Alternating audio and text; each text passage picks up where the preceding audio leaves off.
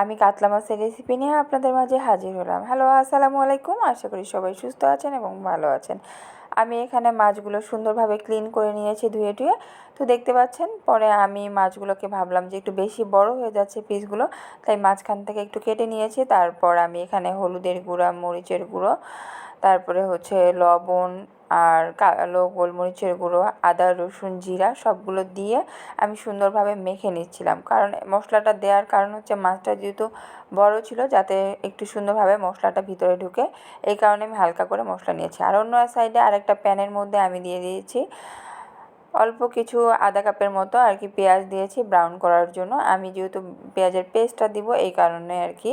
আর এখানে আমার মাছটা এক পিঠ হয়েছে, আমি এটা উল্টে পাল্টে দিচ্ছি। তো আপনারা মাছ ভাজার আগে সবসময় একটা কাজ করবেন, তাহলে দেখবেন এত খুব সহজেই মানে উঠে আসবে মাছটা। আর সেটার জন্য আপনার প্রথমে আপনার প্যানটাকে খুব ভালোভাবে গরম করে নেবেন। এরপর আপনি তেল দিবেন, তেলটা দেওয়ার পরেও আপনি আবারও তেলটা খুব ভালোভাবেই গরম করে নেবেন।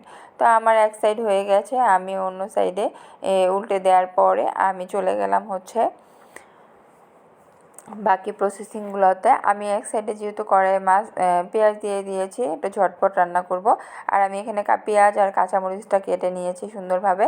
এটা আমি ব্লেন্ড করে নিব যাতে গ্রেভিটা খুব সুন্দরভাবে আসে আর কি। তো দেখতেই পাচ্ছেন আমি একটু ব্লেন্ডারের জারের মধ্যে নিয়ে নিচ্ছি। এরপর আমি পেঁয়াজটা আমার ব্রাউন কালার চলে এসেছে অলমোস্ট। তো এরপর আমি এখানে একটা বাটির মধ্যে আপনার হচ্ছে হলুদের গুঁড়া 1 চামচ পরিমাণ, মরিচের গুঁড়া 1 চামচ পরিমাণ আর জিরা গুঁড়া 1 চামচ পরিমাণ দিয়ে আমি একটু পানি দিয়ে মিক্সড করে নিচ্ছি। এটাই আমি আমার পেঁয়াজ যে ব্রাউন হয়ে গেছে আমি ওটার মধ্যে ঢেলে দিব, দিয়ে বাকি মশলাগুলো দিয়ে দিব। তো আমার পেঁয়াজটা একটু বেশি ভাজা হয়ে গেছে, তো আপনারা একটু কম ভাজার চেষ্টা করে নেবেন আর কি। এরপর আমি যে পেস্টটা তৈরি করেছি পেঁয়াজ আর কাঁচামরিচের, আমি এইটা পেস্টটা বেশি করে দিয়ে দিচ্ছি। এখানে 3 চামচ পরিমাণ দিয়ে দিচ্ছি। যেহেতু মাছের পরিমাণটা আমার বেশি ছিল আর গ্রেভিটাও যাতে খুব সুন্দর আসে। তো এরপর আমি আদা বাটা দিয়ে দিলাম 1/2 চামচেরও কম আর রসুন বাটা 1/2 চামচেরও কম দিয়ে দিলাম। আপনারা যারা মাছের মধ্যে আদা রসুন খেতে চান না তারা স্কিপ করতে পারেন। আর আমি সব কিছুতেই একটু আদা রসুনটা খাই আর কি, এই কারণে আমি খুব কম পরিমাণেই দিয়ে দিয়েছি। তো এটা আমি ভালোভাবে কষিয়ে নিচ্ছি। আর অন্য সাইডে আমার ওই মাছগুলো হয়েছে, পরে আমি বাকি মাছগুলো ভাজতে দিয়েছি।